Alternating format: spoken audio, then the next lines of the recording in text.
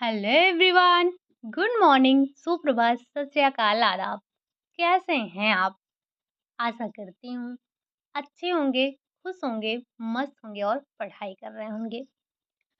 सबसे पहले आप सभी को हड़ताल तीज की हार्दिक शुभकामनाएं। आपको पता है कि पिछले 20 दिनों से हमारी क्लासेस नहीं हो पा रही थी, उसके लिए माफ़ी चाहते हैं। हमने आपसे कहा था कि तब तक आप सभी रिवीजन करिए। आप में से काफ़ी लोगों ने रिवीजन भी किया है। देखकर बहुत अच्छा लगा कि आप अभी भी हमसे जुड़े हुए हैं। तो आज हम 20 दिन के बाद आपकी क्लास को स्टार्ट कर रहे हैं। वैसे मुझे पूरा विश्वास है कि आपने रिवीजन तो किया ही होगा, कुछ थियरी के माध्यम से, कुछ प्रैक्टिस सेट के माध्यम से। आज अभी तक आपने अपने तरीके से रिवीजन किया। अब हम अपने तरीके से रिवीजन करवाते हैं, मतलब हम मॉडल पेपर के थ्रू आपसे चीज़ों को डिस्कस करने वाले हैं।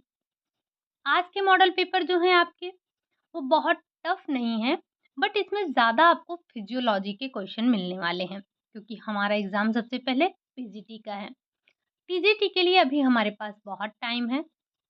अगर आप खुद से भी रिवीजन करेंगे, तो भी आप 2 बार रिवीजन कर सकते हैं, क्योंकि अगर आपने नोट्स बनाए होंगे, तो नोट्स से रिवीजन करना बहुत आसान हो जाता है।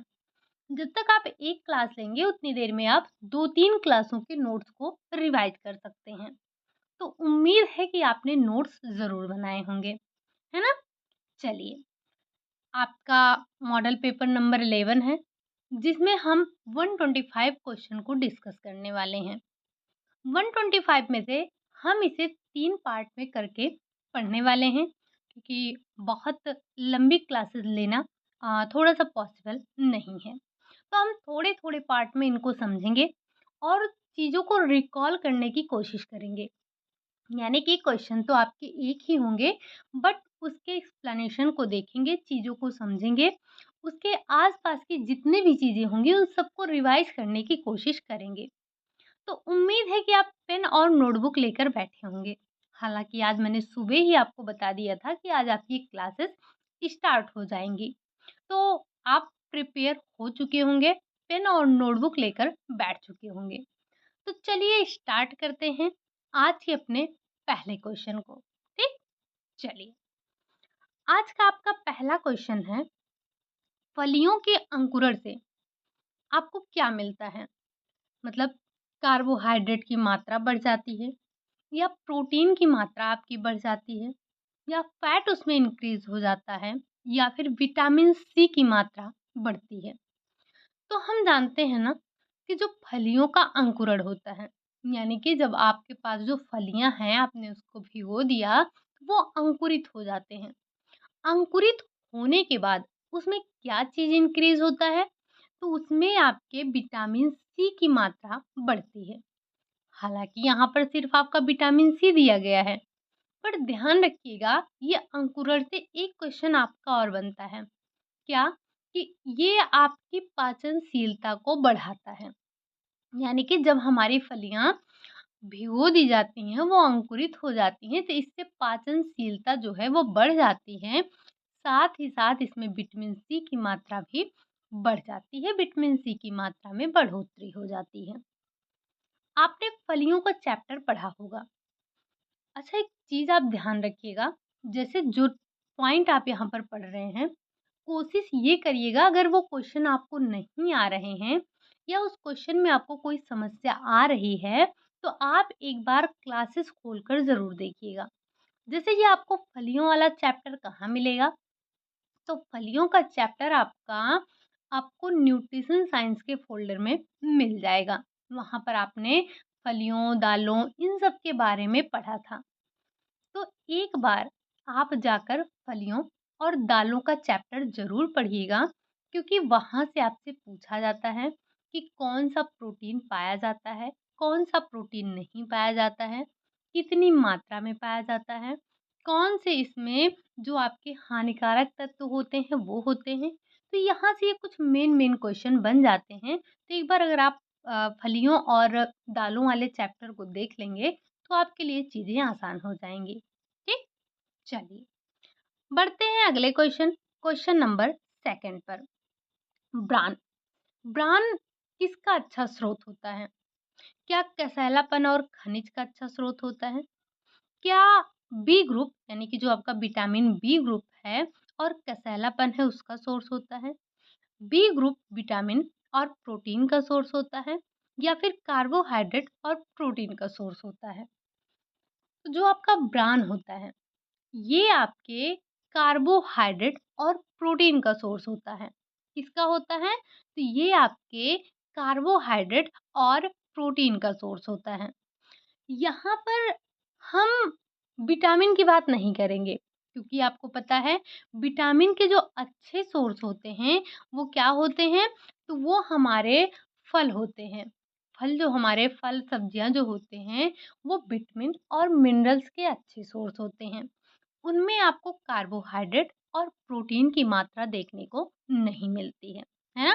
तो आपसे पूछा जाता है, आपको पता भी है कि हमारे जो पोषक तत्व हैं वो 5 हैं। कितने हैं? 5 हैं।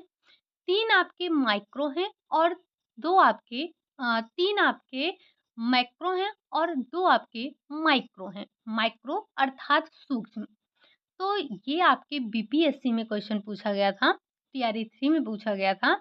निम्नलिखित में से कौन-सा आपका दीर्घमात्रिक तत्व है? ठीक? या आपका इंग्लिश में ही था शायद, मैक्रोन्यूट्रिएंट कौन-सा है? तो आपको ध्यान रखना है जो हमारा प्रोटीन है, जो हमारा कार्बोहाइड्रेट और जो हमारा फैट है, ये तीनों हमारे दीर्घमात्रिक तत्व में आते हैं। जबकि जो आपका विटामिन है और जो आपका मिनरल होता है, ये दोनों के दोनों आपके क्या होते हैं? ये दोनों के दोनों आपके माइक्रो होते हैं। हाँ, ये माइक्रो भले होते हैं, लेकिन इसका मतलब ये नहीं है कि आप इनको नहीं लेंगे या आप इनको अधिक मात्रा में लेंगे। ये जैसे होता है ना, छोटा पैकेट बड़ा धमाका। अगर आपके शरीर में कार्बोहाइड्रेट, फैट ये ज़्यादा हो रहे हैं, तो आपके लिए बीमारियों का घर तो है, लेकिन उतना घातक नहीं है। या इनकी कमी हो जाने से एकाएक आपको इतनी समस्या नहीं हो जाएगी। लेकिन अगर आपके ये जो विटामिन है और जो आपके मिनरल्स हैं, सॉरी जो आपके विटामिन है और जो आपके मिनरल्स हैं, इनकी अगर कमी या अधिकता हो गई, तो ये आपको इस दुनिया से टाटा बाय-बाय करवा सकते हैं। तो कहने का मतलब ये भले ही छोटे हैं, लेकिन इनका असर बहुत ज़्यादा होता है।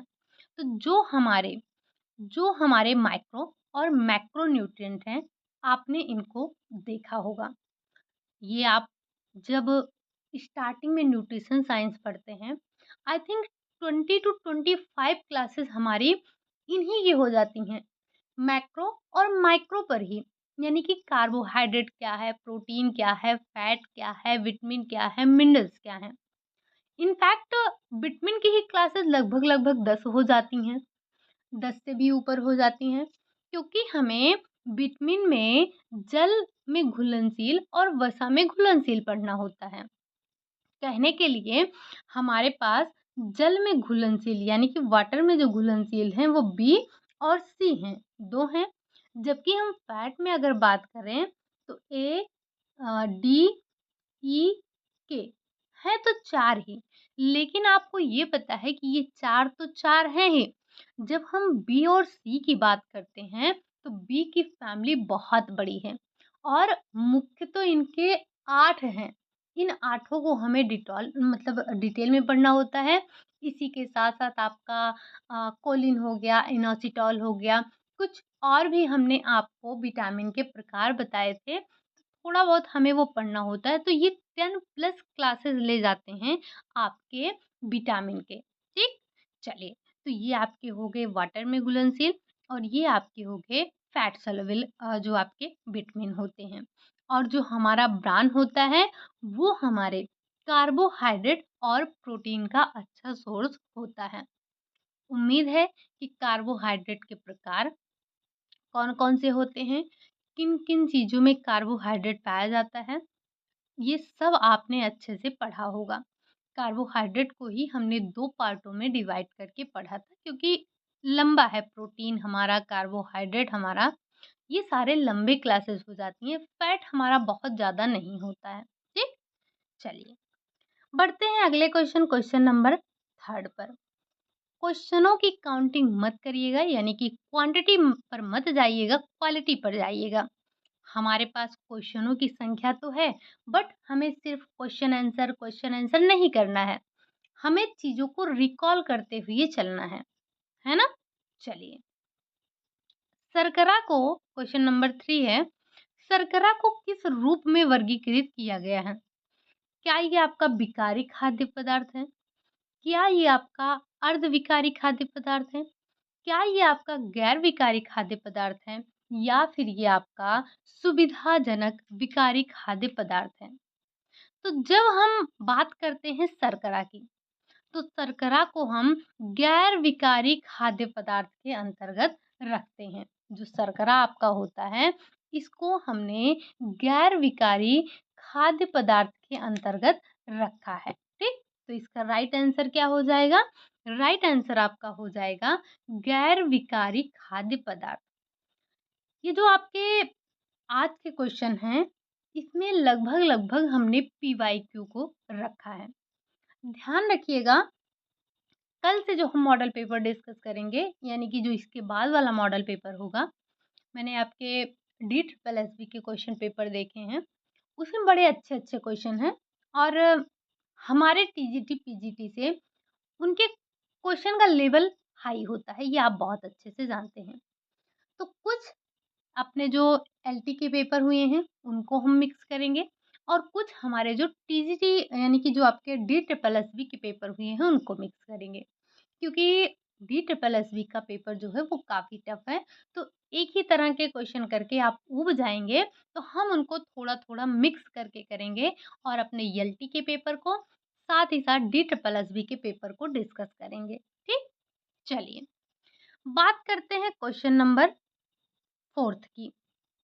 कह रहा है, किण्वन बढ़ाता है, तो किण्वन जो है वो क्या बढ़ाता है? क्या वो प्रोटीन की मात्रा इंक्रीज़ कर देगा? कार्बोहाइड्रेट की मात्रा को इंक्रीज कर देगा, पाचनशीलता की मात्रा को इंक्रीज करेगा या फिर वसा की मात्रा को बढ़ाएगा?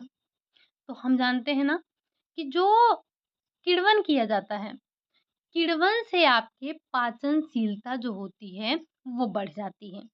क्या बढ़ जाती है? तो पाचनशीलता आपकी बढ़ जाती है।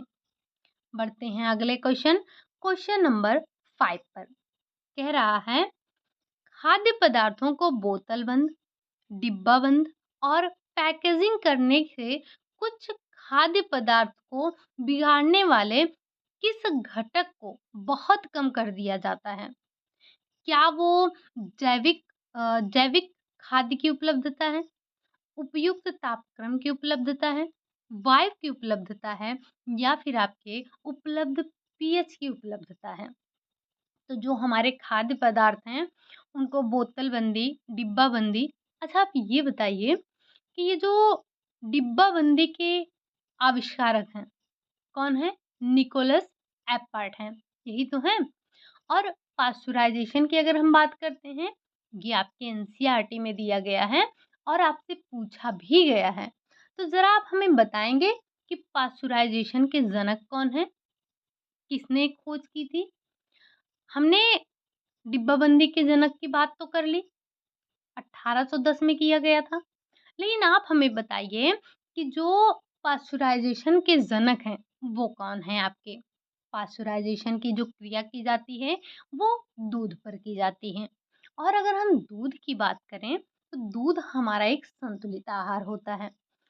हम अगर दूध को असंतुलित आहार की श्रेणी में रख रहे हैं, तो रीज़न क्या है? रीज़न उसका एक ही है कि उसमें विटामिन सी और आपका जो आयरन होता है, ये दोनों अनुपस्थित होते हैं। तो इसीलिए अगर कोई दूध को असंतुलित आहार की श्रेणी में रख रहा है, तो यही कारण होता है आपका। ठीक? चलिए, बाकी हम बात कर रहे हैं कि जो ये डिब्बाबंदी की जाती है, पैकेजिंग की जाती है, इनके करने से जो खाद्य पदार्थ हैं, उनको बिगड़ने से मतलब उनको बिगाड़ने वाला कौन-सा घटक होता है, जिसे हम डिब्बाबंदी के थ्रू या बोतल बंदी के थ्रू बंद कर देते हैं या कम कर देते हैं? तो आप कहेंगे वायु की उपलब्धता, यानी कि जो ये वायु की उपलब्धता होती है, इसी को हम कम करते हैं। अच्छा, आपने एक चीज़ नोटिस किया होगा, अभी जो मार्केट में सामान आते हैं, काफ़ी जैसे आप काजू को ले लीजिए, बादाम को ले लीजिए, बाकी सब छोड़ दीजिए, तो ये जनरली हर किसी ने देखा होगा। पहले क्या होता था, जैसे जो सामान होता था उसमें हमारी गैस भरी रहती थी, है ना? लेकिन अभी जो ये प्रोडक्ट आते हैं सारे, तो इसमें की जो वायु होती है, उसको हम खींच लेते हैं, बाहर कर देते हैं। तो आपने देखा होगा कि पॉलीथीन में ही जो पैकेट होता है, पैकेट में ही हमारे सामान बिल्कुल चिपके-चिपके से होते हैं। क्यों? क्योंकि उनका जो एयर होता है, वो निकाल दिया गया होता है। तो ये जो हम बोतल बंदी करते हैं या जो डिब्बा बंदी करते हैं, पैकेजिंग करते हैं, तो इसके थ्रू जो हमारी वायु उपलब्ध है उसको हम वायु की उपलब्धता को कम करते हैं, जिससे जो हमारे खाद्य पदार्थ होते हैं, वो जल्दी खराब नहीं होते हैं। ठीक? चलिए, अगला क्वेश्चन है, क्वेश्चन नंबर 6 है आपका। कह रहा है, खाद्य संरक्षण की निम्नलिखित में से किस विधि में एंजाइम्स विकृत नहीं हो पाते हैं? क्या ये अपूरण है, वर्णहीन करना है, निर्जलीकरण है या अचार बनाना है? तो ये जो हमारा अ, खाद्य पदार्थ होता है, ये एंजाइम, इनमें से कौन-सा एंजाइम विकृत नहीं होता है? तो जो हमारे निर्जलीकरण की क्रिया होती है, निर्जलीकरण के प्रोसेस में ये आपके एंजाइम से विकृत नहीं हो पाते हैं। तो इसका राइट आंसर आपका क्या हो जाएगा? राइट आंसर आपका हो जाएगा निर्जलीकरण। ठीक? चलिए, और आपने देखा था कि निर्जलीकरण के थ्रू हम अपने खाद्य पदार्थों का संरक्षण करते हैं। कुछ चीज़ें हमारी होती हैं जिनको हम निर्जलीकरण के थ्रू उनका संरक्षण करते हैं। कुछ में हम केमिकल वगैरह, कुछ रसायनों का उपयोग करके अपने खाद्य पदार्थों का संरक्षण करते हैं, है ना? चलिए, तो एक टॉपिक आपका है खाद्य पदार्थों का संरक्षण। ठीक? चलिए, वैसे जो आपके क्वेश्चन यहाँ पर हैं, ये अलग-अलग टॉपिक से उठाए हुए क्वेश्चन हैं आपके। ठीक? चलिए, अगला क्वेश्चन है, क्वेश्चन नंबर 7। ज्वार, यहाँ पर ज्वार नहीं ज्वर होगा, ठीक? यानी कि जब फ़ीवर होता है, इसके दौरान क्या देना चाहिए? क्या तले हुए और खस्ता खाद्य पदार्थ देने चाहिए? मसालेदार खाद्य पदार्थ देने चाहिए? सरलता से पचने वाले खाद्य पदार्थ देने चाहिए, या फिर वह खाद्य पदार्थ जो सहजता से उपलब्ध हो? सहजता मतलब जो हमें आसानी से उपलब्ध हो सके। तो ये आप बहुत अच्छे से जानते हैं। चाहे हम बात करें ज्वर के दौरान या कोई ऑपरेशन वगैरह के बाद हमें लोगों को कैसा खाद्य पदार्थ देना चाहिए, तो हमें कभी भी तले हुए खाद्य पदार्थ, मसाले युक्त खाद्य पदार्थ ये सब नहीं देना चाहिए। हमें हमेशा सरल और सरलता से पचने वाले खाद्य पदार्थ देना चाहिए। अगर किसी व्यक्ति को ज्वर है, तो ज्वर के दौरान उसे सरलता से पचने वाले खाद्य पदार्थ देने चाहिए। और यही आपका ऑपरेशन के बाद भी होना चाहिए। पूछा जाता है कि ऑपरेशन की क्रिया के बाद या शल्य चिकित्सा की प्रक्रिया के बाद व्यक्ति को कैसा आहार देना चाहिए? तो जो सरल, सुपाच्य हो, वही आहार हमें उसे देना चाहिए। हालाँकि अगर आपसे प्रोटीन, कार्बोहाइड्रेट ये सब पूछेगा, देखिए क्वेश्चन जो होता है ना, वो ऑप्शन के अकॉर्डिंग उसका आंसर दिया जाता है। जैसे अभी हमने आपसे पूछा कि शल्य क्रिया के बाद, तो यहाँ पर हमें किस प्रकार के भोजन से मतलब है? यानी कि हम बताएँगे सरल सुपाच्य देना चाहिए। लेकिन वहीं अगर आपसे ऑप्शन में दे दिया प्रोटीन देना चाहिए, कार्बोहाइड्रेट देना चाहिए या फैट देना चाहिए, या सब देना चाहिए। तो आप बहुत अच्छे से जानते हैं ना कि जब शल्य क्रिया होती है, तो शल्य क्रिया के बाद हमें प्रोटीन वाले तत्व देने चाहिए, ठीक? यानी कि अलग-अलग रोगों में, अलग-अलग स्थितियों में हमें अलग-अलग भोजन की आवश्यकता होती है। तो यहाँ हम बात कर रहे थे ज्वर के दौरान, तो आप सरलता से पचने वाले खाद्य पदार्थ देंगे, ठीक? चलिए, अगला क्वेश्चन है, क्वेश्चन नंबर 8 है। खेसारी दाल के कारण होता है। आप ये बहुत अच्छे से जानते हैं कि जब हम बात करते हैं खेसारी दाल की, तो ये किसमें मिलावट की जाती है? खेसारी दाल की मिलावट आप किसमें करते हैं? तो आप कहेंगे जो अरहर की दाल होती है, अरहर की दाल में खेसारी के दाल की मिलावट की जाती है। और इससे होता क्या है? क्या रक्ताल्पता होता है, रिकेट्स होता है, लैथरिज्म होता है या फिर पेलाग्रा होता है? तो ये आप बहुत अच्छे से जानते हैं, हमने कई बार इसको पढ़ रखा है कि खेसारी दाल, इसी को हम केसारी दाल भी कहते हैं। इसके सेवन से लैथरिज्म नामक रोग होता है जो कि एक प्रकार का पैरों का लकवा होता है ना? आपसे पूछा जाता है कि अरहर की दाल में किसकी मिलावट होती है? तो हम बताते हैं केसारी या फिर खेसारी की दाल की मिलावट की जाती है। और ये हमारे लिए बहुत ही हानिकारक होता है। अगर इसका लंबे समय तक हमने सेवन कर लिया, तो इससे हमें लैथरिज्म नामक रोग हो जाता है। बाकी रक्ताल्पता आप सभी जानते हैं। रक्ताल्पता जो होता है ये आयरन की कमी से होने वाला रोग होता है। जब हमारे शरीर में आयरन की कमी हो जाती है, तो हम रक्ताल्पता से ग्रसित हो जाते हैं। और भाई साहब, रक्ताल्पता से जो पीड़ित लोग होते हैं, मतलब महिलाओं में रक्ताल्पता देखा जाना बहुत ही नॉर्मल होता है। बट अगर ये कंडीशन, मतलब ये जो आपका हीमोग्लोबिन जो होता है, ये अगर 8 के नीचे जाता है, तो ये बहुत ही खतरनाक होता है। आपको पता भी होगा, ग्रुप में हमने बताया था कि हीमोग्लोबिन बहुत ज़्यादा डाउन हो जाने की वज़ह से मेरी तबीयत जो थी वो ज़्यादा ख़राब हो गई थी। तो जिसकी वज़ह से आपकी क्लासेस नहीं हो पा रही थी। स्टार्टिंग में तो 4-6 दिन ऐसे ही निकल गया दवा लेके ये वो। उसके बाद जब डॉक्टर के पास गए, चेकअप हुआ, तो फिर पता चला। तो थोड़ा-सा रिकवर करने में टाइम लग गया था। इसकी वजह से आपकी क्लासेस नहीं हो पा रही थी। बट अभी मैं बेटर फ़ील कर रही हूँ पहले से, तो हमने सोचा कि आपकी क्लासेस अब स्टार्ट कर देनी चाहिए क्योंकि काफ़ी लंबा समय हो चुका है।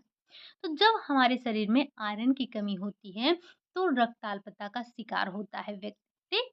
रिकेट्स, तो रिकेट्स का संबंध जो होता है आपके विटामिन डी से होता है। पेलाग्रा की अगर हम बात करते हैं, तो पेलाग्रा विटामिन बी की कमी से होता है। लेकिन विटामिन बी जो होता है हमारा, वो कोई एक नहीं है। Vitamin B 1, B 2, B 3, B 5, B 6, B 9, B 7 ऐसे करके होता है। और जो हमारा पेलाग्रा होता है, ये विटामिन बी 3 की कमी से होने वाला रोग होता है। क्या आप हमें बताएंगे कि विटामिन बी 3 का जो रासायनिक नाम है वो क्या है? और किसकी किस विटामिन की कमी से? है तो आपके बी की फैमिली का है।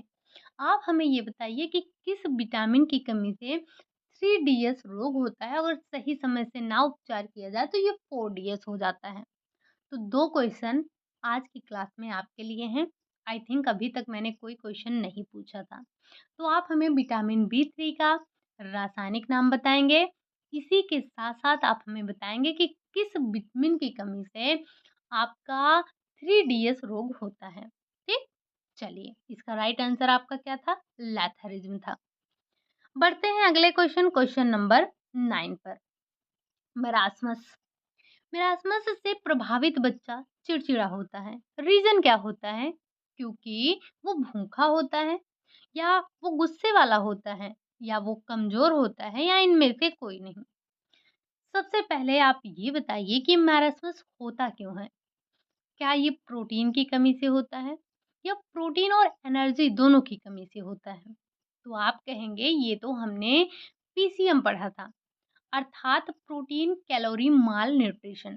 जब पोषक तत्वों की कमी होती है, यानी कि जो हमारा प्रोटीन है और जो हमारा कैलोरी है, यानी कि कार्बोज है, इन दोनों की कमी जब होती है तो मैरास्मस होता है। और सिर्फ प्रोटीन की कमी से क्या होता है? तो क्वाशियोरकर होता है। ठीक?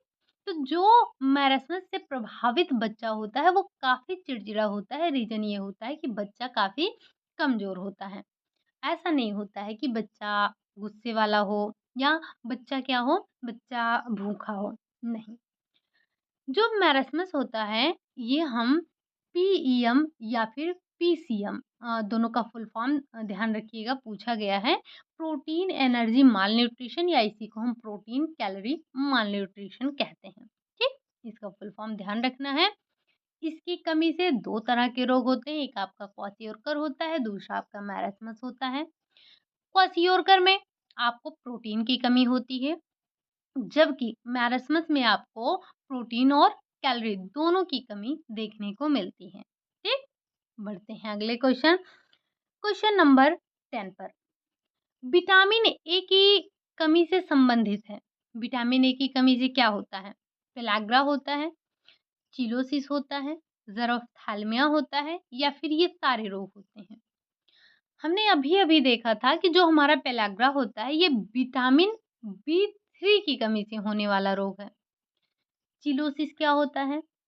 चिलोसिस भी आपके विटामिन की ही कमी से, विटामिन बी की ही कमी से होता है। इसमें आपसे पूछा जाता है कि चिलोसिस में होता क्या है? तो जो हमारे होठों के किनारे होते हैं, वो फट जाते हैं। ठीक? अगर हम बात कर रहे हैं विटामिन ए की, तो इसकी कमी से ज़ीरोफ्थैल्मिया होता है। वैसे आप सब जानते हैं कि विटामिन ए की कमी से रतौंधी रोग होता है, बट ये प्राथमिक लक्षण होता है। जब सबसे पहला क्या होता है? सबसे पहले रतौंधी होता है। फिर धीरे-धीरे हमारे अगर सही इलाज ना हुआ तो हमारे आँखों की कंडीशन खराब होती चली जाती है। ज़ीरोफ्थैल्मिया हो जाता है, इससे पहले आपके बायटॉट स्पॉट वगैरह हो जाते हैं, कई कंडीशन होते हैं। लास्ट में केरेटोमलेशिया और ग्लूकोमा आपके आ जाते हैं, जिसमें हमारे आँखों की सबसे खराब कंडीशन हो जाती है। तो ये सारे के सारे।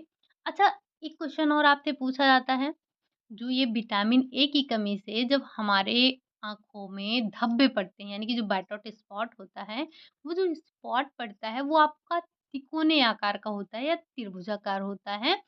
इस पॉइंट को ध्यान रखिएगा, पूछा जा चुका है। ठीक?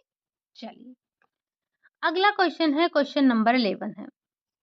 टोकोफेरॉल, टोकोफेरॉल किसका रासायनिक नाम है? क्या ये विटामिन बी का है? हालाँकि विटामिन बी कोई आपका एक तो है नहीं, विटामिन बी एक फैमिली है जिसमें vitamin B1, बी2, B3, B5, B6 ऐसे हैं आपके नाम, ठीक? और सबसे ज़्यादा पूछा जाने वाला है वो है आपका फॉलिक एसिड और साथ ही साथ साइनोकोबैलामिन, यानी कि जो विटामिन बी12 है आपका, ये आपसे बहुत बार पूछा जाता है। एक पॉपुलर क्वेश्चन है यहाँ पर, क्या? कि जो अ, शाकाहारी गर्भवती महिलाएँ हैं, उनमें सामान्यतः किस विटामिन की कमी देखने को मिलती है? तो विटामिन बी12 की कमी देखने को मिलती है। क्योंकि जो विटामिन बी12 होता है, ये प्राणिज जगत के सोर्सों से ही मिलता है। ये आपको वानस्पतिक जो वानस्पतिक सोर्स हैं, वहाँ पर नहीं मिलता है। और अगर विटामिन बी12 की कमी होती है तो इससे पर्नीशियस एनीमिया होता है, जो कि बहुत ही खतरनाक एनीमिया होता है, जिसे हम घातक एनीमिया, बैरमर्स एनीमिया के नाम से जानते हैं, और भी कई नाम हैं इसके। और यहाँ पर एक पॉइंट और ध्यान रखिएगा, जो हमारा विटामिन बी12 होता है, इसमें आपका 4% कोबैल्मिन पाया जाता है, कोबाल्ट पाया जाता है। इसका जो अवशोषण पाचन होता है, इसमें काफ़ी एक जटिल प्रक्रिया होती है, काफ़ी टाइम लगता है, करीब-करीब 3 से 4 घंटे लगते हैं इसको डाइजेस्ट होने में। इसके पाचन के लिए एक फैक्टर इम्पोर्टेंट होता है, जो कि आपसे पूछा गया है, जिसे हम बोलते हैं आई फैक्टर। तो कोबैल्मिन, यानी कि विटामिन बी12 के पाचन के लिए हमें आई फैक्टर की आवश्यकता होती है। इंट्रिंसिक फैक्टर जो होता है, वो हमारे विटामिन बी12 के पाचन में सहायता करता है, क्योंकि इसमें पाया जाता है आपका कोबाल्ट, जो कि एक जिसका पाचन जो है वो जटिल होता है। ठीक? बात कर लें अगर हम विटामिन सी की, तो आप जानते हैं इसकी कमी से स्कर्वी नामक रोग होता है। विटामिन ई और विटामिन के, तो हमसे पूछा जाता है कि ब्लड क्लॉटिंग का संबंध किससे है? तो विटामिन के से हमारा ब्लड क्लॉटिंग का संबंध होता है। जबकि यहाँ पर हमें टोकोफेरॉल पूछा गया है, तो ये हम जानते हैं कि टोकोफेरॉल विटामिन ई का रासायनिक नाम है। अब फटाफट आप हमें विटामिन सी और विटामिन के का रासायनिक नाम बता दीजिएगा, बहुत ही ईज़ी है ना? अगर आपसे पूछा जाता है, जैसे अगर आपसे पूछा जाता है कि ब्लड क्लॉटिंग के लिए कौन-सा विटामिन सहायक है, तो आप बताते हैं ज़रूरी है, तो वो है हमारा विटामिन के। लेकिन अगर आपसे मिनरल्स पूछ लिया, विटामिन और मिनरल्स 2 होते हैं। अगर आपसे मिनरल्स में पूछ लिया तो आप बताएँगे कैल्शियम। ये हमारे ब्लड क्लॉट करने में सहायता करता है, ठीक? अगर विटामिन के की कमी हो गई तो ब्लड क्लॉटिंग होना आसान नहीं है, मुश्किल हो जाता है, तो हमारे ब्लड क्लॉट करने में इसका योगदान होता है। तो उम्मीद है कि टोकोफेरॉल का रासायनिक नाम मतलब टोकोफेरॉल किसका रासायनिक नाम है? तो विटामिन ई का रासायनिक नाम है, ये आपको समझ में आया होगा, ठीक? बढ़ते हैं अगले क्वेश्चन नंबर 12 पर। क्वेश्चन नंबर 12 कह रहा है, रोगी के लिए आहार आयोजन करते समय निम्न में से किस पर ध्यान दिया जाता है? क्या आहार की प्रकृति पर, रोगी की भोजन संबंधी आदत पर, रोग का कारण जानना या उपरोक्त सभी? तो आप ये बहुत अच्छे से जानते हैं ना, अगर हम किसी रोगी के लिए भोजन बना रहे हैं, तो हमें ध्यान रखना है कि भोजन की प्रकृति कैसी है, यानी कि ठोस है, तरल है, पारदर्शी है, यानी कि अस्पष्ट द्रव है, कैसा है। इसी के साथ-साथ हमें ये भी तो देखना है कि रोगी की भोजन संबंधी आदतें क्या हैं। भोजन जो रोगी है वो शाकाहारी है कि मांसाहारी है। रोग का कारण जानना, तो जब आप रोगी के लिए आहार का आयोजन कर रहे हैं तो अलग-अलग रोगों में अलग-अलग प्रकार के आहार दिए जाते हैं। तो हमें ये भी तो पता होना चाहिए ना कि रोगी को कौन-सी बीमारी है, ये भी तो हमें पता होना चाहिए। तो यानी कि ये सारे के सारे बातों पर हमें ध्यान रखना चाहिए जब हम एक रोगी के लिए आहार का आयोजन कर रहे हों। अगला क्वेश्चन है आपका, क्वेश्चन नंबर 13 है। रेशेदार खाद्य पदार्थ आवश्यक हैं, क्यों? क्या ये अच्छे स्वाद के लिए आवश्यक हैं? या हमारी बोन्स को मजबूत करने के लिए आवश्यक हैं? या फिर रक्त निर्माण के लिए आवश्यक हैं या सही पाचन के लिए? तो आपको बहुत अच्छे से पता है कि जो हमारे रेशेदार खाद्य पदार्थ होते हैं, जो रफेज होते हैं, ये हमें एनर्जी नहीं देते हैं, ये क्यों आवश्यक हैं? ये हमारे सही पाचन के लिए आवश्यक होते हैं। इनसे स्वाद, मजबूती, रक्त निर्माण नहीं, रक्त निर्माण के लिए तो हमें आयरन की आवश्यकता होती है। आयरन के साथ-साथ अगर हम मजबूत हड्डियों की बात करते हैं, तो हड्डियों के लिए हमारे कैल्शियम, विटामिन की बात करें तो विटामिन डी आवश्यक होता है ना? चलिए, अगला क्वेश्चन है क्वेश्चन नंबर 14। विश्व स्तनपान दिवस कब मनाया जाता है? क्या 1 से 7 मार्च मनाया जाता है? 1 से 7 अप्रैल मनाया जाता है, 1 से 7 जुलाई मनाया जाता है या फिर 1 से 7 अगस्त मनाया जाता है। तो जो विश्व स्तनपान दिवस मनाया जाता है वो 1 सप्ताह तक मनाया जाता है जो कि 1 से लेकर 7 अगस्त तक मनाया जाता है। ठीक? अगला क्वेश्चन है आपका क्वेश्चन नंबर 15 है। राष्ट्रीय पोषण सप्ताह कब मनाया जाता है? क्या ये 1 से 7 अप्रैल है? 1 से 7 जुलाई है, 1 से 7 अगस्त है या फिर 1 से 7 सितंबर है। तो आप कहेंगे 1 से 7 जुलाई तो अभी हमने विश्व स्तनपान दिवस देखा। जो हमारा राष्ट्रीय पोषण सप्ताह होता है, ये 1 से लेकर 7 सितंबर तक मनाया जाता है। ठीक? बढ़ते हैं अगले क्वेश्चन, क्वेश्चन नंबर 16। कुछ आपके दिवस रखे गए हैं, तो इनको ध्यान रखेंगे। विश्व उच्च रक्तचाप विश्व उच्च रक्तचाप दिवस जो है वो कब मनाया जाता है? क्या वो 11 जुलाई को मनाया जाता है? क्या वो 12 अगस्त को मनाया जाता है? 22 अप्रैल को मनाया जाता है या फिर 17 अप्रैल को मनाया जाता है? तो जो हमारा 11 जुलाई है, 11 जुलाई को तो हम जनसंख्या दिवस मनाते हैं। 12 अगस्त को हम हाथी दिवस और युवा दिवस मनाते हैं। 17 मई जो है हमारा, ये हम मनाते हैं विश्व उच्च रक्तचाप दिवस। आप हमें बस इतना बता दीजिएगा, हम 22 अप्रैल को क्या मनाते हैं? 22 अप्रैल के साथ-साथ 22 से आप 3 डेट ध्यान रखिएगा, मतलब आप बताएँगे। 22 अप्रैल तो आप बताएँगे ही बताएँगे, 22 मार्च आप बताएँगे, 22 अप्रैल आप बताएँगे और 22 मई। ये 3 डेट आप हमें बताएँगे कि इन तीनों डेटों पर हम क्या-क्या मनाते हैं। एक में हम जल दिवस मनाते हैं, एक में हम पृथ्वी दिवस मनाते हैं, एक में हम जैव विविधता दिवस मनाते हैं। बस आपको मंथ आप बता दीजिएगा कि मई में मार्च में, अप्रैल में, मई में कौन-कौन सा दिवस आता है 22 जुलाई को, ठीक? 22 जुलाई को नहीं, 22 तारीख को। हम बढ़ते हैं अगले क्वेश्चन, क्वेश्चन नंबर 17 पर।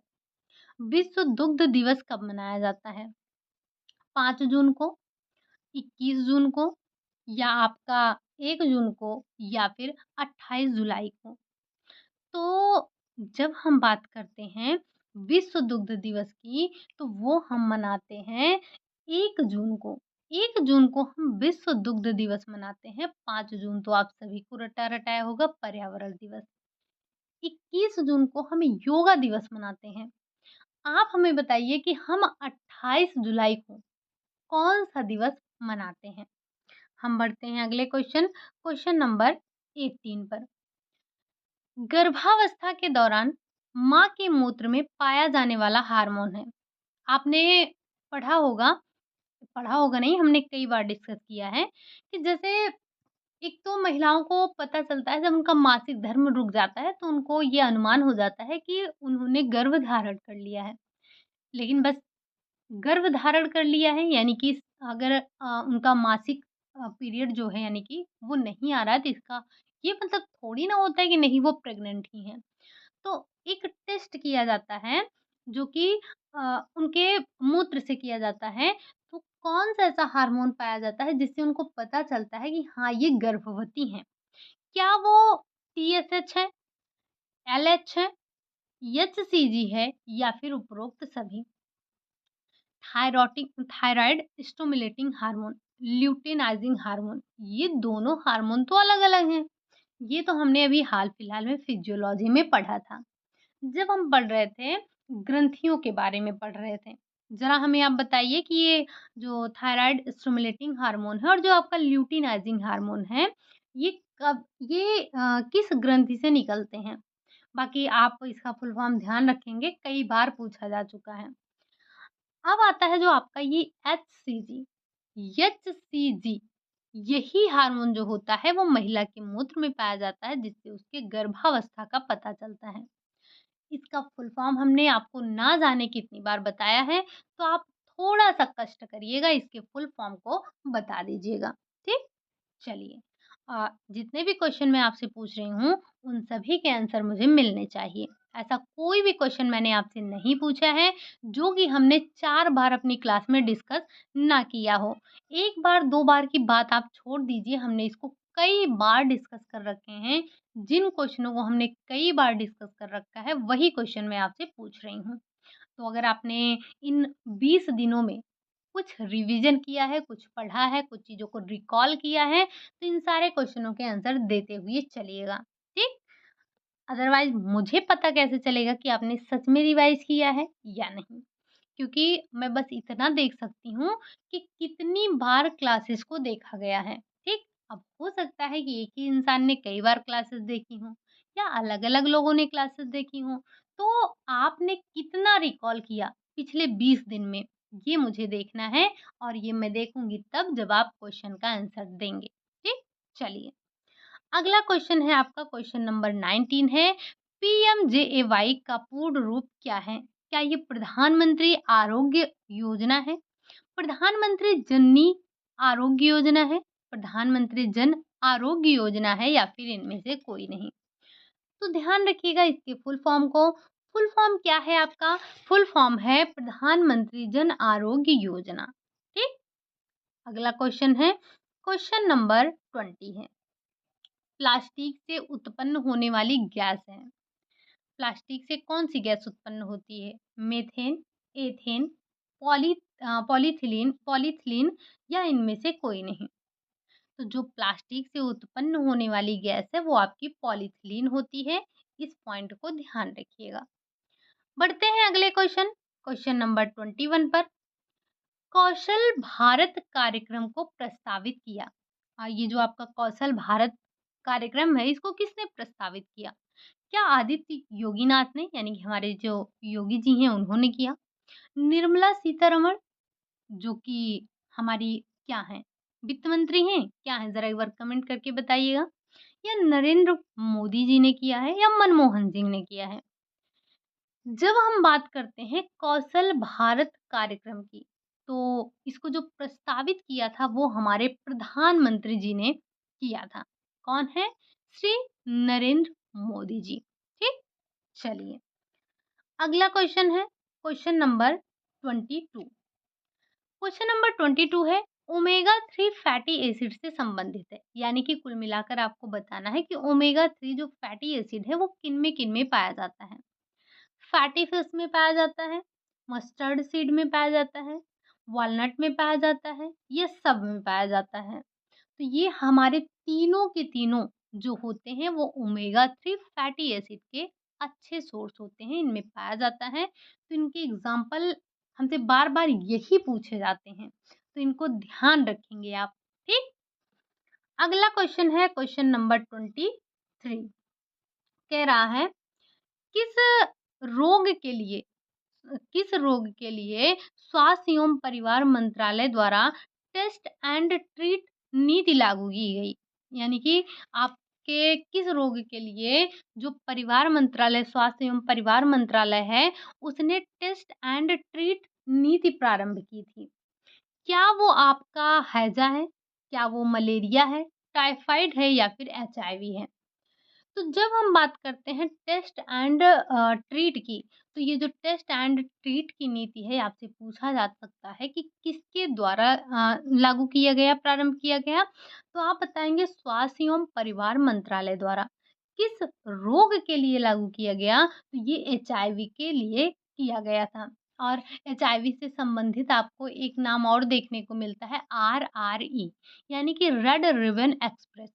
जो कि एचआईवी के लिए जागरूकता फैलाने के लिए एक अभियान चलाया गया था, जिसको हमने जो कि नाको और रेलवे के द्वारा शुरू किया गया था। ठीक? चलिए, अगला क्वेश्चन है और आरआरई पे मैंने आपको पहले भी लगभग 10 से 12 क्वेश्चन करवा दिए हैं। ठीक है ना? हाँ, आगे भी हम डिस्कस कर लेंगे, बट अभी मैंने हाल-फिलहाल में आई थिंक 2-3 दिन पहले ही आपको जो आपकी कह सकते हैं जो आपके कम्युनिटी पोस्ट पर क्वेश्चन जाता है तो वहाँ पर हमने क्वेश्चन पूछा था, तो एक कमेंट आया था कि इसका फुल फॉर्म क्या है? डेफ़िनेटली आपने क्लास नहीं देखा है। ये मैं पक्का बता सकती हूँ कि आपने क्लास नहीं देखा है, इसलिए आपने ये आरआरई पूछा। बाकी हमने कई बार प्रैक्टिस किया है, बट कोई नहीं, आगे की जो प्रैक्टिस होंगे हमारे, उसमें कोशिश यही रहेगी कि हम चीज़ों को रिकॉल कर लें, ठीक? क्योंकि जो काफ़ी लंबे समय से जिन चीज़ों को हमने नहीं पढ़ा है, तो उसमें से आप काफ़ी चीज़ें भूल चुके होंगे, है ना? चलिए, अगला क्वेश्चन है क्वेश्चन नंबर 25 है, रेड रिबन एक्सप्रेस का संबंध है, तो अभी-अभी हमने आपको बताया कि इसका संबंध एड्स से होता है, जिसे हम आरआरई के नाम से जानते हैं। तो यहाँ पर आपका फुल फॉर्म भी हो गया है, रेड रिबन एक्सप्रेस है, ठीक? चलिए। अगला क्वेश्चन है क्वेश्चन नंबर 25। निम्नलिखित में से कौन-सा भोज्य पदार्थ विटामिन सी का अच्छा सोर्स होता है? फल होता है, अंडे होते हैं, दूध होता है या फिर गुड़ होता है? तो हम यहाँ पर बात कर रहे हैं विटामिन सी के अच्छे सोर्स की। तो वैसे जो हमारा विटामिन सी है, वो आपको पता है कि विटामिन और मिनरल्स के सोर्स यहाँ पर एक दिए ही गए हैं, कौन से फल होते हैं। तो फल जो हमारा होता है वो विटामिन सी का अच्छा सोर्स होता है। फल में भी अगर हम बात करें जो हमारे खट्टे फल होते हैं, है ना? जैसे आँवला हो गया, मौसम्मी हो गया, इन सब में विटामिन सी, नींबू हो गया, इन सब में विटामिन सी अच्छे अमाउंट में पाए जाते हैं। अगला क्वेश्चन है क्वेश्चन नंबर 26 है। कह रहा है दूध तथा दूध से निर्मित जो भोज्य पदार्थ हैं, मांस हो गया, मछली है, अंडे हैं, दालें हैं, चना है, सोयाबीन है, सूखे मेवे हो गए, मटर हो गया हमारा, मूँगफली हो गई हमारी, तिलहन हो गया हमारा अनाज, मेवे, ये सारी चीज़ें होते हैं। ये क्या करते हैं? क्या ये शरीर निर्माणक होते हैं? क्या ये सुरक्षात्मक भोज्य पदार्थ होते हैं? ऊर्जादायक होते हैं या इनमें से कोई नहीं?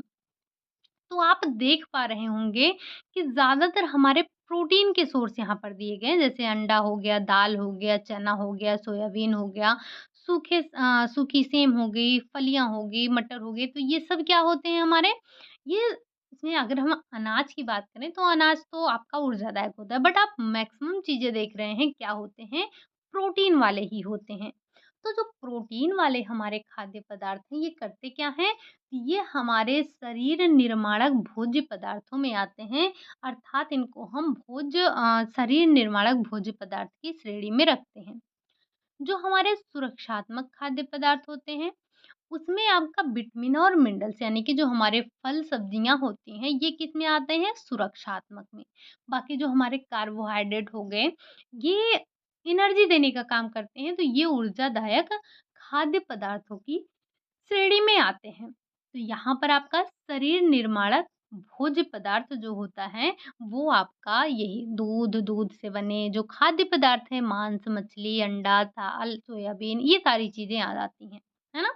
चलिए, और आपको पता होगा कि ये जो यहाँ पर आप एक-एक पॉइंट देख रहे हैं, जैसे अगर मैं बात करूँ दूध और दूध से निर्मित भोज्य पदार्थ, तो आपने एक लंबा टॉपिक यानी कि आई थिंक हमने 2 पार्ट में यही पढ़ा था। मांस का टॉपिक हमने अलग से पढ़ा था, मछली हमने देखे, अंडे की क्लासेस हमने ली, दाल पढ़ा हमने, सोयाबीन अलग से पढ़ा था हमने।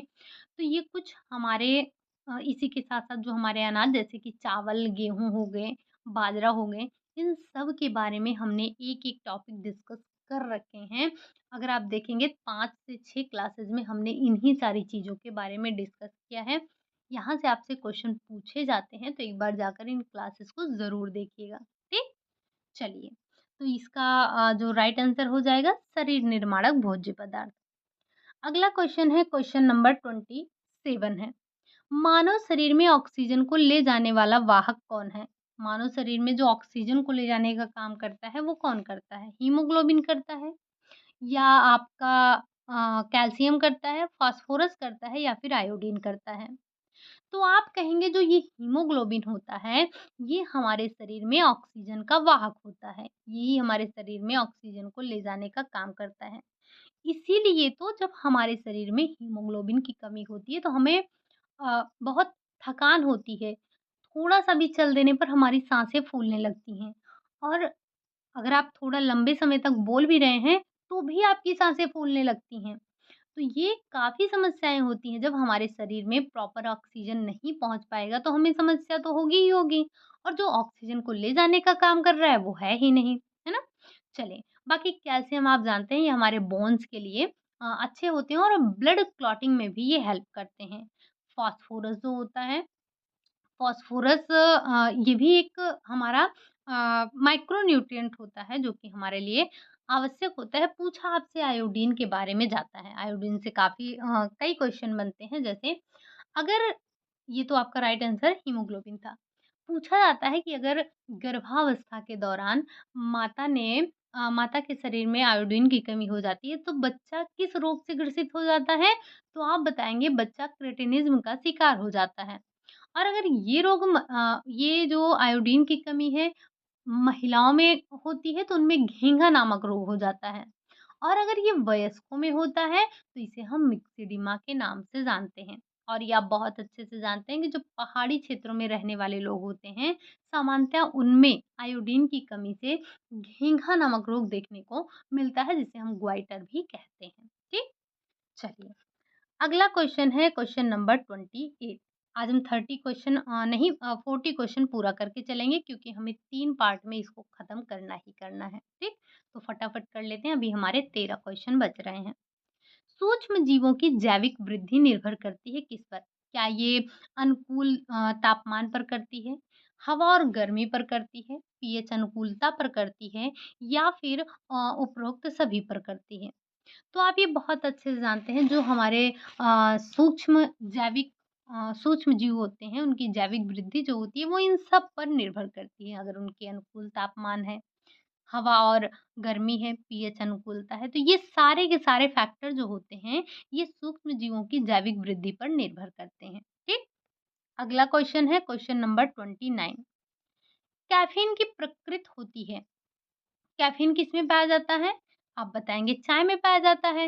इसकी प्रकृति कैसी होती है? अम्लीय होती है, क्षारीय होती है, अम्लीय क्षारीय दोनों होती है या फिर ये उदासीन होती है, न्यूट्रल होती है?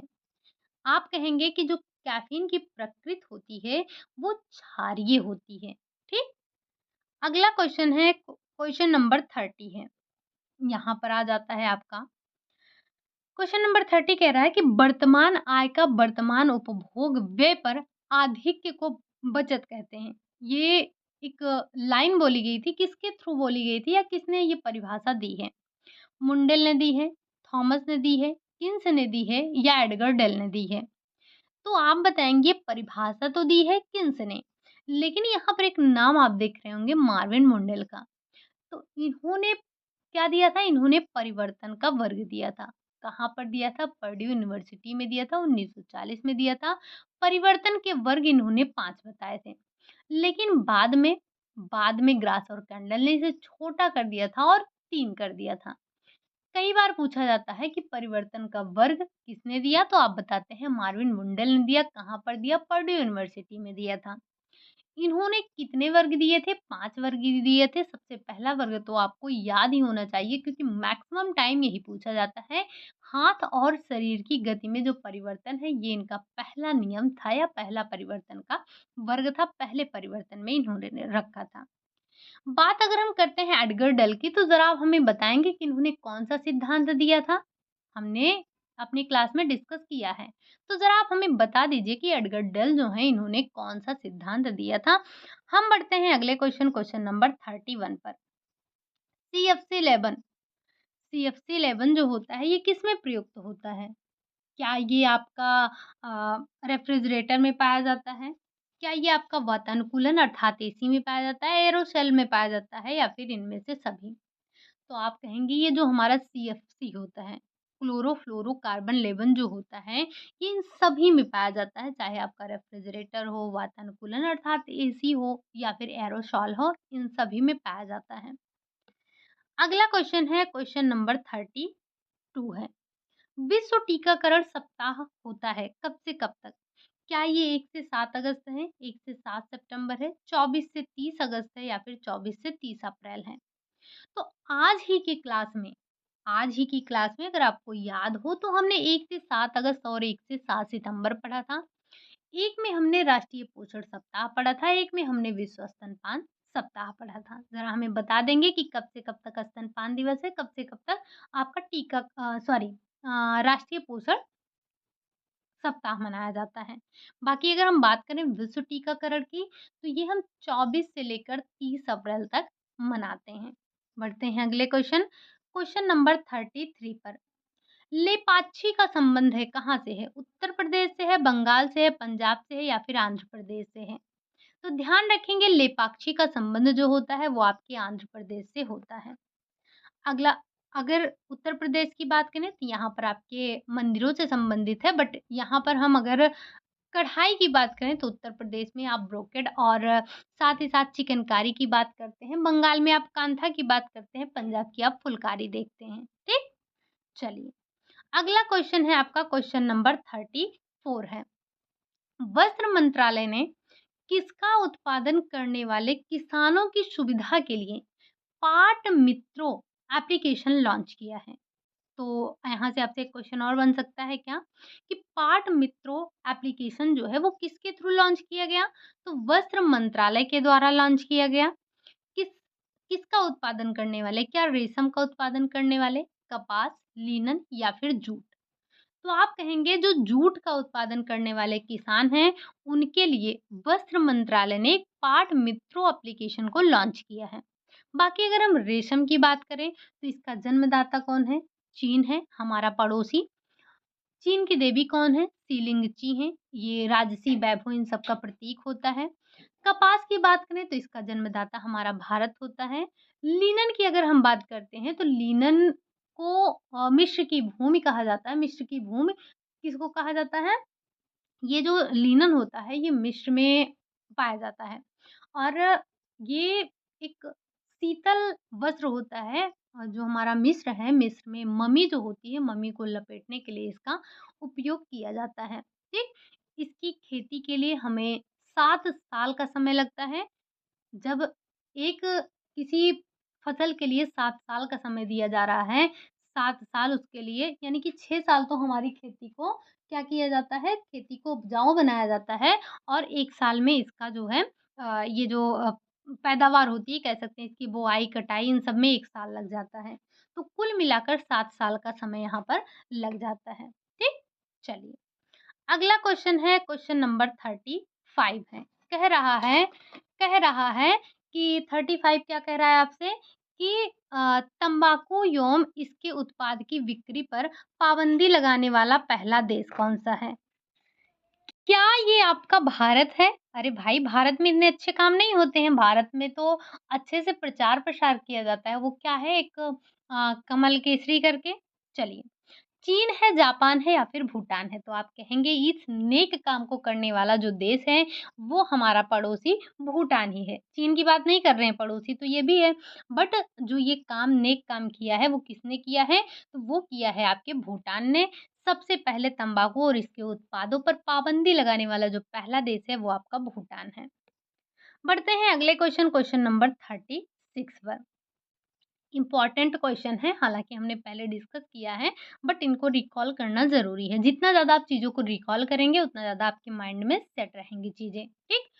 और जितना आप रिवीज़न करेंगे ना, एग्ज़ाम हॉल में आपको कन्फ्यूज़न उतना ही कम होगा। जब हमें कन्फ्यूज़न क्यों होता है एग्ज़ाम हॉल में? क्योंकि हमारे रिवीज़न में कमी होती है। अगर हमने चीज़ों को रिवाइज़ किया है, अच्छे से पढ़ा है, तो एग्ज़ाम हॉल में कन्फ्यूज़ होने की आवश्यकता नहीं होती है। जैसे अगर मैं बात करूँ कि आपसे अगर पूछ लिया जाता है, कार्बोहाइड्रेट में से ही मोनो और डाई में कौन-सा है? तो जब हमारे सामने एक में मिक्स होके चारों ऑप्शन आते हैं, तो हम कन्फ्यूज़ हो जाते हैं कि कौन-सा डाई है और कौन-सा मोनो है। क्यों? क्योंकि हमने रिवीज़न कम किया होता है। तो जितना ज़्यादा आप रिवीज़न करेंगे, उतना ज़्यादा चीज़ें आपके माइंड में सेट होंगी। बात करें अगर हम एलपीजी की, एलपीजी सिलेंडर के रिसाव से उत्पन्न दुर्गंध का कारण क्या है? ब्यूटेन है, प्रोपेन है, एथिलीन है या फिर एथाइल मरकैप्टन है? तो देखिए, हमारे जो सिलेंडर घरों में आता है एलपीजी, उसमें ब्यूटेन, प्रोपेन तो होता ही होता है। मुख्य तौर पर इन दोनों को हम रखते ही रखते हैं, लेकिन इनमें कोई गंध नहीं होती है। जब आपके घरों में गैस लीक होता है, तो हम कहते हैं ना बड़ी अजीब-सी स्मेल आ रही है, गैस लीक हो रहा है। तो ये हमें पता करने के लिए कि गैस लीक हो रही है, इथाइल मरकैप्टन का उपयोग किया जाता है। अदरवाइज़ अगर यही ना डालें, तो हमें दुर्गंध मतलब गंध का पता ही नहीं चलेगा और बहुत सारे हादसे होते रहेंगे, क्योंकि जब तक हमें पता ही नहीं चलता है कि गैस लीक हो रही है, हम जाकर माचिस जला देंगे और धड़ाम से सब चला जाएगा। बढ़ते हैं अगले क्वेश्चन, क्वेश्चन नंबर 37 पर। The mind of child. अब कुछ पुस्तकों के नाम आपके सामने आ रहे हैं, तो अगर हो सके तो इन्हें नोट डाउन कर लीजिएगा। हालाँकि ये हमने अपनी क्लासेस में डिस्कस किया है थियरी के through. The mind of child किसकी पुस्तक है? स्टैनले हॉल की है, डार्विन की है, विलियम प्रेयर की है या फिर फ्रायड की है? तो आप कहेंगे द माइंड ऑफ चाइल्ड जो पुस्तक है, वो आपके विलियम प्रेयर की है। किसकी है? विलियम प्रेयर की पुस्तक है। पढ़ते हैं अगले क्वेश्चन, क्वेश्चन नंबर 38 पर। आपका दिया गया है group psychology and the analysis of the ego. ये किसकी रचना है?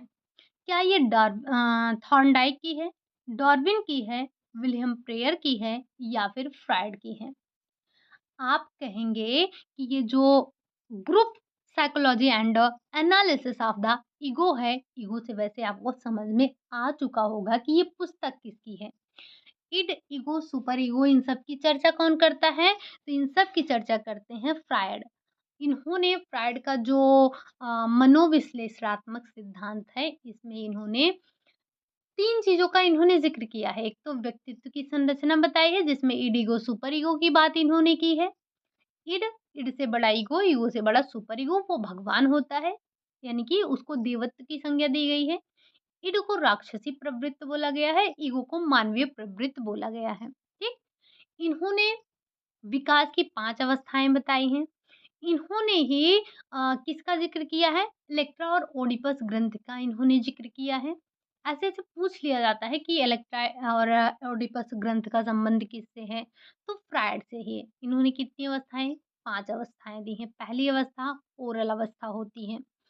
इन्होंने और चेतन अवचेतन मन की बात की है, इन्होंने ही आइसबर्ग थ्योरी दी है। ये जो आपके फ्रायड है ना, फ्रायड अगर आप पढ़ें तो इनको आप 3 पार्ट में पढ़ेंगे, बड़े लंबे हैं ये। वो तो हम लोग हमारे स्तर पर जितना होता है हम उसको पढ़ते हैं, तो 2 पार्ट में तो इनको पढ़ना ही पढ़ना होता है, क्योंकि इन्होंने आइसबर्ग थ्योरी दी है, इन्होंने व्यक्तित्व की संरचना बताई है, इन्होंने विकास की अवस्थाएँ 5 बताई हैं, तो इनको पढ़ने में कम से कम 2 ढाई घंटे का समय आपको देना ही देना पड़ता है और इन्होंने बहुत ही अच्छा सिद्धांत दिया है। इनकी कमी एक ही रह गई थी, क्या? इन्होंने सबसे ज़्यादा बात जो की थी वो लिबिडो पर की थी। इन्होंने मतलब हर अवस्था को काम अवस्था से जोड़ कर रखा था। तो थोड़ी-सी इनको इसके लिए इनको क्रिटिसाइज़ किया गया था, इनकी आलोचना भी की गई थी। बट अगर आप इनकी थियरी को देखें तो इन्होंने बहुत अच्छे से चीज़ों को एक्सप्लेन किया है। ठीक? चलिए, उम्मीद है कि आपको इस बुक का नाम याद रह जाएगा। बढ़ते हैं अगले क्वेश्चन नंबर 39 पर। The ecology of human development ये किसकी पुस्तक है? पियाजे की है, वाइगोत्स्की की है, डार्विन की है या फिर ब्रूनर की है? तो आप कहेंगे ये ब्रूनर की पुस्तक है। क्या? The ecology of human development. आपको पता है कि जब हम बात करते हैं पियाजे की, तो पियाजे ने संज्ञानात्मक विकास का सिद्धांत दिया। इस सिद्धांत में इन्होंने 4 अवस्थाओं का ज़िक्र किया है। कौन-कौन सा? एक संवेदी पेशी अवस्था, एक पूर्व संक्रियात्मक अवस्था, मूर्त संक्रियात्मक अवस्था और औपचारिक अवस्था बताया है। जिसमें इन्होंने 0 से 2 year 2 to 6 year, 7 to 11 year और 11 प्लस ईयर बताया है। इन्होंने जो टाइम पीरियड बताया है। वस्तु अस्थायित्व का ज़िक्र इन्होंने बार-बार किया है और ये बार-बार पूछा जाता है जो कि आपका जो आपकी आपकी संवेदी अवस्था में ही देखने को मिल जाता है। ठीक? चलिए वाइगोत्स्की के सिद्धांत का नाम बता दीजिए और डार्विन की कोई एक पुस्तक बता दीजिए। बढ़ते हैं हम आज के अपने लास्ट क्वेश्चन नंबर 40 पर। 40 है आपका चाइल्डहुड एंड सोसाइटी किसकी रचना है? वाइगोत्स्की की है, डार्विन की है, ब्रूनर की है या फिर एरिक्सन की है? चाइल्डहुड एंड सोसाइटी ये आपकी एरिक्सन की पुस्तक है। एरिक्सन ने विकास की अवस्थाओं को 8 अवस्थाओं में डिवाइड किया था। इन्होंने 8 अवस्थाएँ बताई थी और हर एक अवस्था का एक बनाम करके दिया था। इन्होंने जैसे पहली अवस्था की अगर हम बात करें तो विश्वास बनाम अविश्वास, इस तरह से इन्होंने हर एक अवस्था को 2 अवस्थाओं में डिवाइड किया था। तो इनकी 8 अवस्थाएँ हैं, आठों अवस्थाएँ हमारे लिए इम्पोर्टेंट हैं और कई बार इनसे मतलब अगर हम नेट में बात करें तो नेट में तो हालाँकि हर एक जो सिद्धांत है जैसे कि अगर हम बात करें पियाजे का, अगर हम बात करें फ्रायड का या हम बात करें एरिक्सन का तो इनमें से सबका लगभग-लगभग सबका अरेंज करने के लिए ही दे दिया जाता है कि इनकी अवस्थाओं को क्रम से लगाइए।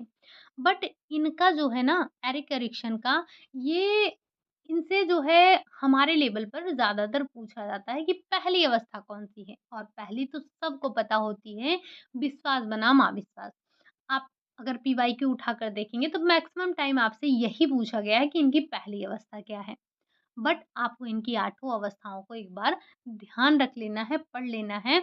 आप जाकर क्लास में जो मतलब चैनल पर जाएँगे, आपका जो चाइल्ड डेवलपमेंट वाला फ़ोल्डर है, वहाँ पर आपको वाइगोत्स्की की क्लास, ब्रूनर की, एरिक्सन इन सब के सिद्धांत, चाहे आपका पियाजे हों, चाहे कोहलबर्ग हों, चाहे आपका थॉर्नडाइक हों, चाहे आपके एरिक एरिक्सन हुए और जितने भी मनोवैज्ञानिक हैं, सबकी थियरी हमने डिस्कस कर रखी है। तो उम्मीद है कि आज का सेशन आपको पसंद आया होगा। काफ़ी दिनों बाद हमारी क्लास हुई है। इतने दिन आपकी क्लास नहीं हो पाई उसके लिए माफ़ी चाहते हैं बट हमने आपको पहले ही बता दिया था कि रीज़न क्या है, ठीक? जब तक आप जैसे आपको लगता होगा ना कि 1 घंटे की ही बात होती है, आधे घंटे की बात होती है, क्लास लेने में क्या ही जाता है। बट आप एक बार ये भी देखिए ना कि इस क्लास को प्रिपेयर करना पड़ता है, आपके लिए क्वेश्चन इकट्ठा करने पड़ते हैं, आपके लिए पीपीटी तैयार करना पड़ता है। यानी कि आपका जो क्वेश्चन है इसको रेडी करना होता है, तो इस इसमें भी टाइम लगता है। तो थोड़ा-सा भी कह सकते हैं कि अ, तबीयत जो है वो बेटर हुई है, तो हम आपकी क्लासेस अब कंटिन्यू कर रहे हैं। तो आज आपकी पहली क्लास हो रही है काफ़ी दिनों बाद, अब आपकी क्लास कंटिन्यू रहेगी। तो आप सभी से एक रिक्वेस्ट है कि टाइमली अपने क्लास को देख लिया कीजिए और मुझे लास्ट में ये भी बताइएगा कि आपने 40 में से कितने क्वेश्चन सही किए। आई थिंक 1 घंटे में हमने 40 क्वेश्चन डिस्कस किया है। अगर आप देखेंगे अगर आप ये देखें 40 क्वेश्चन ना देखकर आप ये देखें कि आपने कितना कुछ चीज़ों को रिकॉल किया है, तो आप लगभग-लगभग 100 क्वेश्चन के आस-पास जा चुके हैं। तो क्वांटिटी मत देखा करिए, क्वालिटी देखा करिए, ठीक? आई होप कि आपने चीज़ों को रिवाइज़ कर लिया होगा। आप में से काफ़ी लोग ऐसे हैं जो कि पिछले 20 दिनों में भी चीज़ों को रिकॉल कर रहे थे, रिवाइज़ कर रहे थे, अपनी क्लासेस देख रहे थे, तो ये बहुत अच्छा लगा देखकर। बट अभी आपका ये काम है कि आप एक बार इसे शेयर करेंगे अपने लेवल पर। शेयर ज़रूर करिएगा क्योंकि पिछले 20 दिनों में हमारी क्लासेस नहीं हुई ना, तो जो यूट्यूब है इसका रिदम टूट गया है। जब हमारी क्लासेस प्रॉपर होती रहती हैं, तो इसको भी पता रहता है कि हमें लोगों के पास भेजना है। लेकिन अभी ये थोड़ा-सा इसका रिदम टूट गया है, तो ये काम आपको करना पड़ेगा। अगर हम 4-6 दिन अपने क्लास को कंटिन्यू देखेंगे और शेयर करते रहेंगे, तो यूट्यूब को भी पता चल जाएगा कि हाँ, अब ये क्लासेस हो रही हैं, हमें इन्हें लोगों तक पहुँचाना है। ठीक? तो उम्मीद है कि आज का सेशन आपको पसंद आया होगा और एक बार जाते-जाते फिर से आप सभी को हड़ताल का तीज की हार्दिक शुभकामनाएँ। आज आप में से काफ़ी लोग का फास्ट भी होगा, तो आप सभी को हार्दिक शुभकामनाएँ। इसी के साथ आज की क्लास को हम यहीं तक रखते हैं। मिलते हैं आपसे कल की क्लास में इसके आगे के प्रश्नों के साथ। आपके प्रश्न आप रेडी हैं, बट क्या है ना कि अभी इतनी लंबी क्लासेस ले पाना क्योंकि अभी आपके पास 125 क्वेश्चन हैं, तो आई थिंक अगर हम 125 क्वेश्चन को डिस्कस करेंगे तो मिनिमम हमें 3 आवर्स तो लगेंगे ही लगेंगे और इतनी लंबी क्लासेस ले पाना थोड़ा-सा मुश्किल हो जाएगा। तो आज के लिए हम यही इतना रखते हैं, मिलते हैं आपसे कल की क्लास में। तब तक के लिए खुश रहिए, मस्त रहिए, पढ़ाई करिए, रिवीज़न ज़रूर करिए। आपसे रिक्वेस्ट है कि जितना ज़्यादा चीज़ों को आप रिवाइज़ करेंगे, अगर हो सके अगर आपने नोट्स बनाए हों, तो ये बहुत अच्छी बात है। आप नोट्स से ज़्यादा अच्छे से रिवीज़न कर सकेंगे, ठीक? और मार्केट में अच्छा हाँ, एलटी के लिए कल कोई आपसे पूछ रहा आप में से कोई पूछ रहा था कि एलटी के लिए प्रैक्टिस सेट, तो आई थिंक मुझे नहीं लगता कि अभी आपके जो क्वेश्चन आपका जो सब्जेक्ट है, सब्जेक्ट के लिए कोई ऐसी बुक आई है जो एलटी के लिए हो। अगर आई होगी तो मुझे आइडिया नहीं है क्योंकि मैं जहाँ पे रहती हूँ यहाँ से बुक स्टॉल काफ़ी दूर पड़ता है। तो अभी मैं जा ही नहीं पाई हूँ, सिटी जाना पड़ेगा उसके लिए। यहाँ आस-पास में नहीं मिलता है। मुझे नहीं लगता कि आया है कोई, बट आया होगा तो एक बार ज़रूर देखिएगा। और जनरल पेपर के लिए तो वो तो मिल ही जाएगा, जनरल पेपर के लिए कई बुकें आ चुकी होंगी मार्केट में, तो आप वहाँ से परचेज़ कर सकते हैं, ठीक? चलिए बाकी अब इसी के बाद ये जो आपका मॉडल पेपर है ये समाप्त हो जाएगा, उसके बाद हम कुछ अपने एलटी के और जैसा कि हमने आपको बताया कि डी ट्रिपल एसबी के कुछ अच्छे क्वेश्चन हैं, तो हम उन दोनों को मिक्स करके क्वेश्चन करेंगे। हाँ, क्वेश्चन थोड़ा-सा लेंदी है, पेशेंस के साथ आपको बैठना पड़ेगा, ठीक? चलिए मिलते हैं आपसे कल की क्लास में, तब तक के लिए बाय-बाय, टेक केयर।